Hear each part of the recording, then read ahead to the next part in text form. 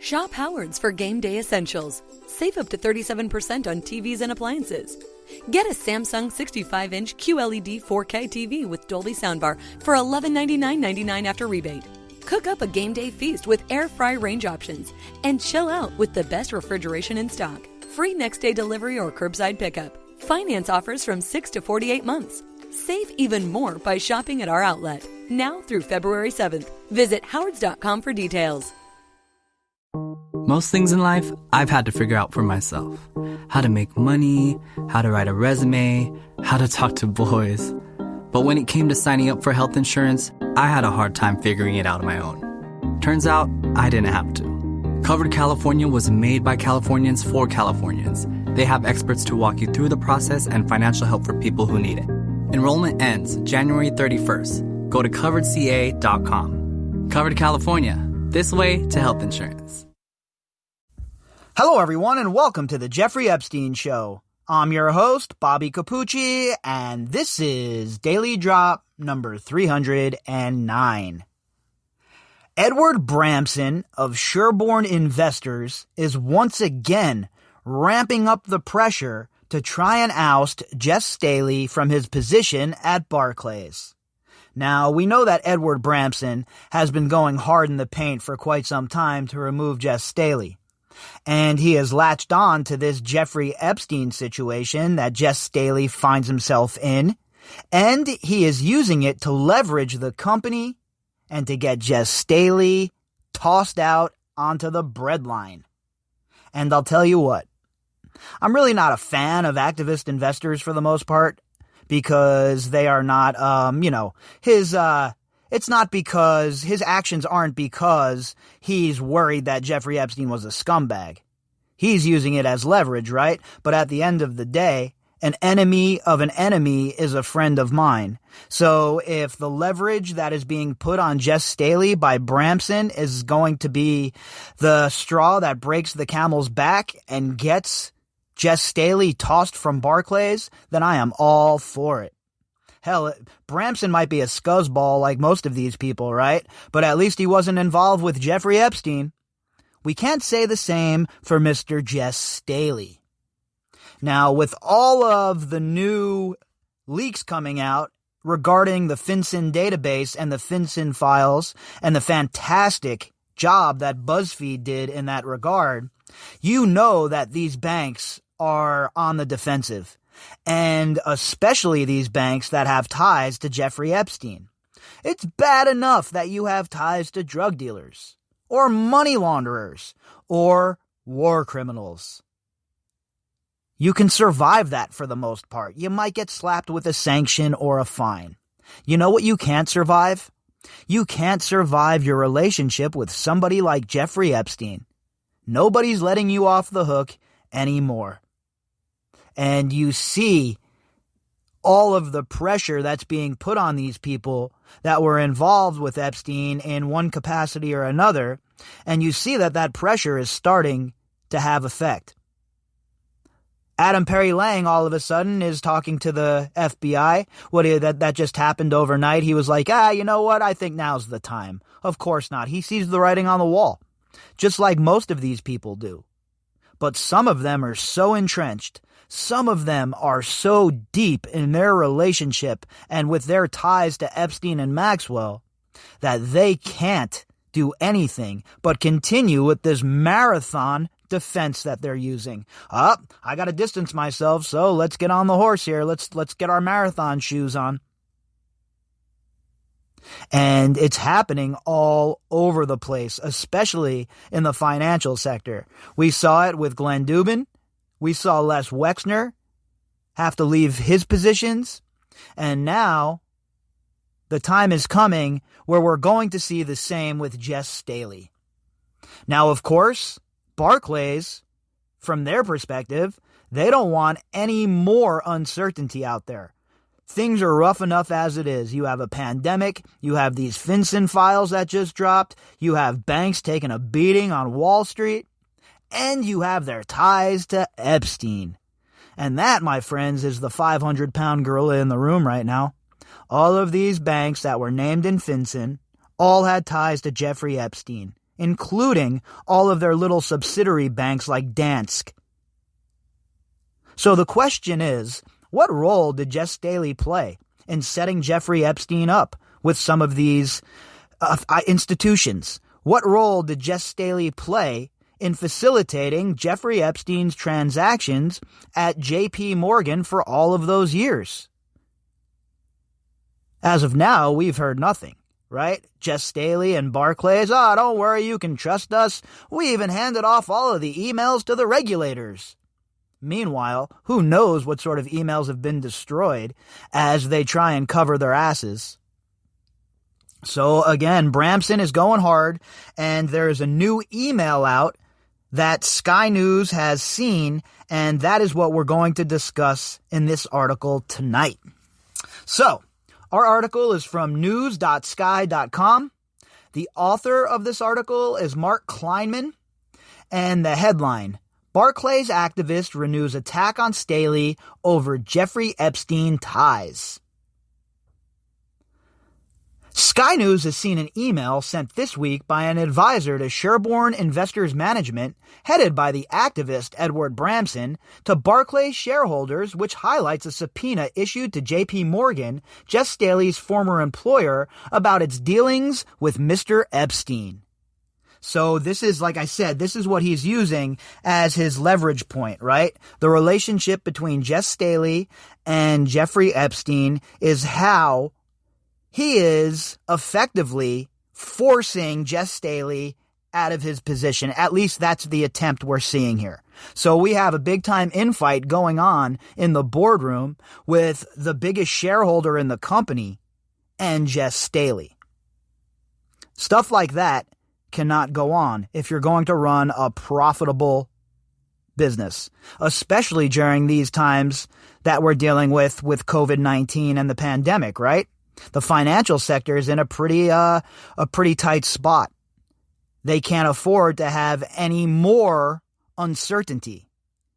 And the relationship between Jes Staley and Jeffrey Epstein provides heaps of that.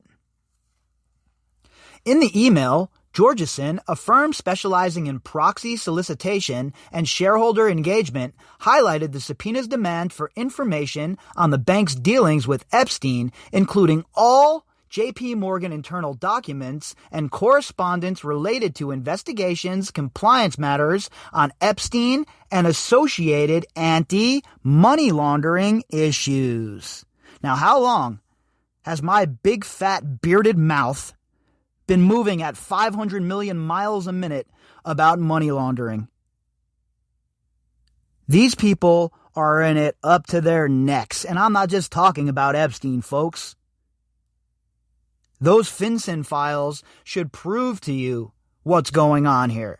That should let you know and be a signal to you that these banksters and the people in charge of the financial sector are a serious, serious threat to Western society. And I honestly mean that when I say it. I truly feel that.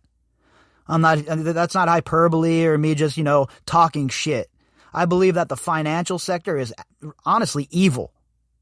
And they're engaged in a form of modern-day slavery with their predatory loans and their credit crunches and the rest of their bullshit. And yet they all seem to get away with all of it. Nobody went to jail after the financial collapse. Jes Staley, all these business ties with Epstein, but it didn't matter. Still was hired by Barclays. So you see, like George Carlin said, it's a big club, and we ain't in that club, folks, all right? It also singles out just one bank employee, requiring JPM to deliver all communications between James E. Staley and Jeffrey E. Epstein regarding his accounts, services, or transactions, the email added. That's even more sinister, right? The only employee in the whole company who the regulators want to see information from is Jes Staley. Now, I wonder why. You think Jes Staley just takes control of all of his clients' transactions? oversees all of them? Or do you think he has his henchmen and his office people do that? But all of a sudden, Jes Staley is dealing with Jeffrey Epstein one-on-one all the time. There's no intermediary. There's no assistant. Why is it that they're just looking for the emails between Staley and Epstein? And why was Staley dealing directly with Jeffrey Epstein while he was at JP Morgan? No oversight. There's no auditing reports. There's none of that. Interesting. The message sent out on behalf of Sherborne also referred to the fact that the law firm seeking the information from JP Morgan is called Motley Rice, who you may remember represented victims of BP PLC's Deepwater Horizon oil spill. So I don't know much about that, right? So I won't comment on that. I know that that Deepwater Horizon oil spill is still screwing things up, though. It's still causing some grief for the area. So I don't know. As you know, Sherborne has asked several times why Staley didn't close Epstein's accounts, despite being urged to do so by the bank's legal and compliance departments, it went on. So, again, though, I agree that the buck stops with Staley. He's the head honcho. He can finesse the auditing department. He can finesse the compliance department. And I'm sure he even has some sway over legal. But at the end of the day, the whole entire company as a whole at JP Morgan needs to take some responsibility for this stuff. And I don't mean just a fine, okay? If they're engaged in harboring money that's been laundered, if they're helping people wash money who are engaged in war crimes and sex trafficking, people need to go to prison, okay? No more slaps on the wrist, no more $150 million fines that the shareholders are paying. There needs to be direct action when these people, these CEOs and otherwise, are involved in illicit and illegal activity. I know it's a lot to ask for, right? For the justice system and for the system that we live under to treat everybody equally under the law, but here we are.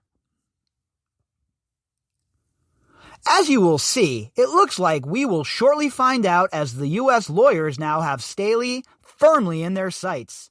And I've told you guys that for quite some time, right? I've heard a lot of rumors to that effect. I've heard a lot of talk from people that work in the financial district that say things are real shaky for Staley and for Barclays as a whole over this Jeffrey Epstein stuff, and that the regulators and investigators, as well as the lawyers, have some pretty damning evidence, emails, etc., etc.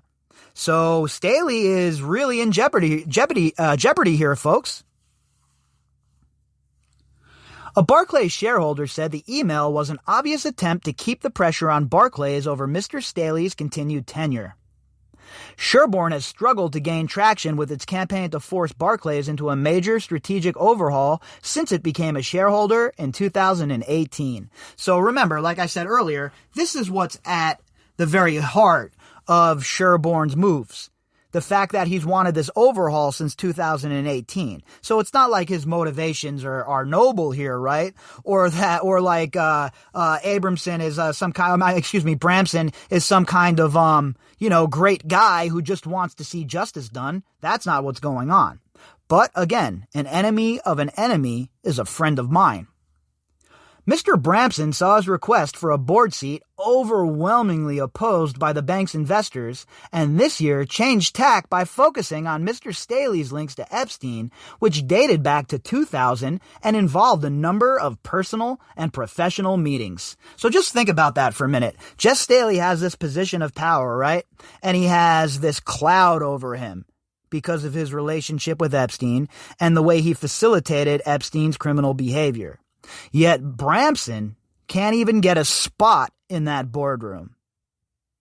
You mean to tell me that you don't think systemically shit is screwed up in the financial district, in the financial sector? The city and banking watchdogs are investigating Mr. Staley's characterization of his relationship with Mr. Epstein, with Barclays board members keen for them to conclude their probes swiftly, Yeah, hell yeah, they want it done swiftly, because the quicker it gets done, the less focus that's on Barclays, and the sooner they can get back to robbing the rest of us with their stupid-ass predatory loans. Although there has been persistent media speculation that Mr. Staley is to step down, people close to the bank insist that no announcement about his future is imminent. I don't agree with that. I've heard the actual opposite. But again, it's all because of the pandemic. They don't want any more uncertainty than possible. But when these reports come out and people can download and take a look at the PDFs for themselves, and they see the depth of the relationship between Staley and between Epstein, the cries are going to become overwhelming, and Barclays is not just going to have Bramson to worry about. The depth of the coronavirus crisis impact on the balance sheets of British banks means regulators are unlikely to see instability in the leadership of one of the country's biggest lenders. So there it is. It's all about the Benjamins, baby. Right? It's all about the Fazuls. It's all about the money. You can't get enough money. When you become this rich, you just got to suck the money up like a giant vacuum cleaner. And it doesn't matter about anything else. More. I need more. Sherborne, which holds 6% stake in Barclays, declined to comment on the email's contents or its advisor's offer to shareholders to talk about the legal proceedings in more detail. Barclays declined to comment. And yeah, I would not think that Barclays has anything to say at this point. When we hear from the regulators, when the regulators come to their conclusions and they find whatever it is that they're looking for within those emails and the other communications, et cetera, then it's going to be a little bit more difficult for Barclays to not answer any questions in regards to what occurred here. So Barclays has some trouble coming down the pipe, folks. And when you look at the FinCEN files and what we learned in there, and you add that to everything that we know already with these banks and with the way they were operating in regards to Epstein and Maxwell, you know that the federal investigators are also big time sniffing around. If we're talking about it here on the podcast, you better believe that the prosecutors or the survivors' lawyers are also taking a look down this avenue.